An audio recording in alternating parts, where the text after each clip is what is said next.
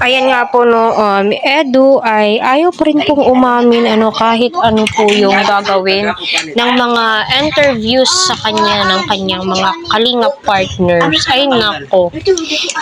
So kahit huling-huli na, kitang-kita na, ayaw talagang umamin.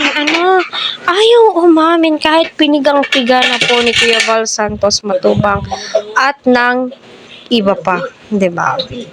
So ganyan talaga, saka na yan sila aamin kapag officially 18 years old na po si Viancy. Kasi iniisip po nila na baka mababash si Viancy. Ngayon pa nga tad-tad na sa pangbabash si Viancy. What more kung aamin na. Pero alam naman po natin lahat na kayang-kayang ipagtanggol ni Edu si Viancy kung gugustuhin niya, 'di ba? Kaya para sa akin ay go nang go po tayo, Ayan, hello po Team EDSI, kumusta? Naway nasa mabuti po kayong kalagayan. Patuloy po nating suportahan sila Kalinga Prab, Kuya Val at ang buong team. Please wag po natin skip ang kanilang ads.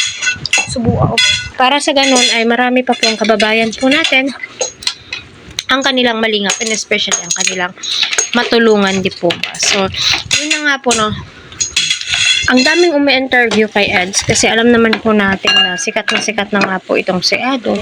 Sa kabila ng kasikatan ni Eds ay never mo pong nakita na siya ay nagmalaki, nagmataas, kaya very down to earth po talaga itong si Kalingap Edu.